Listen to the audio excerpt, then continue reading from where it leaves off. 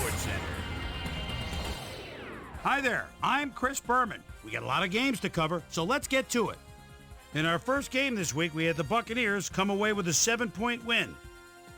In a long-standing AFC rivalry, we had the Chargers pick up their first win of the year. Dre Bly had a stellar game, but all said and done, his performance wasn't enough to lift his team to a victory. Plaxico Burress had over 50 yards receiving and helped his Steelers beat the Dolphins. Way up in the northern plains in Minnesota, we had the Vikings walk away with a 6-point victory.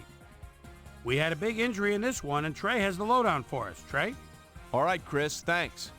In front of you, we've got the AFC Infirmary Report. And as you can see, they were hit hard this week. Santana Moss won't see action for a while, so this offense is going to have to make do without him.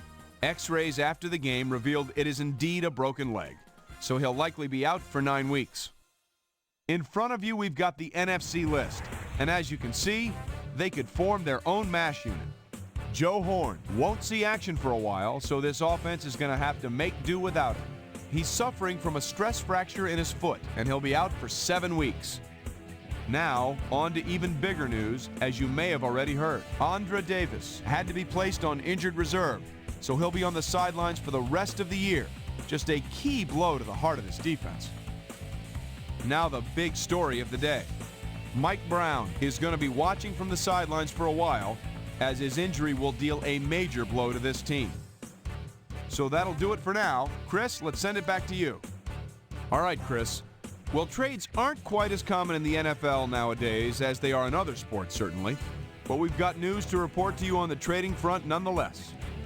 Kennard Lang leaves the Vikings and is on the move to the Buccaneers. And it's clear this was an area of their football team that needed somebody. In exchange, they'll get someone to beef up their roster. Rondé Barber is a guy that ought to be able to fit right in with his new club, and he should make his presence felt over time. Browns, Giants. Thomas Jones got the carry here. Once he found a lane, he was gone. The Giants win this one by the final score of 13-7.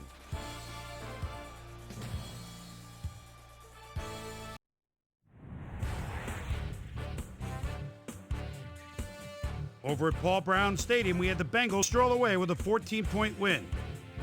The Rams defense held their opponents to under 100 rushing yards in their win at the Edward Jones Dome. The Redskins won at home, but will take to the road next week to meet the Browns. In a long-standing NFC rivalry, we had the Seahawks pick up their 3rd win of the season.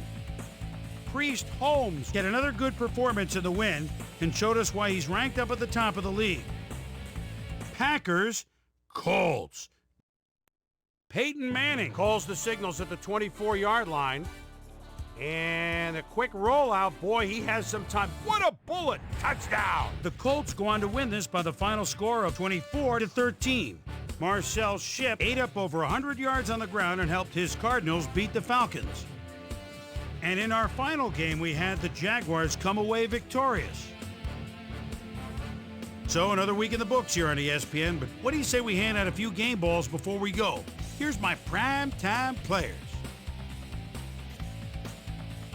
That'll do it, sports fans. I'm Chris Berman, and thanks so much for joining us here in the Bristol studios.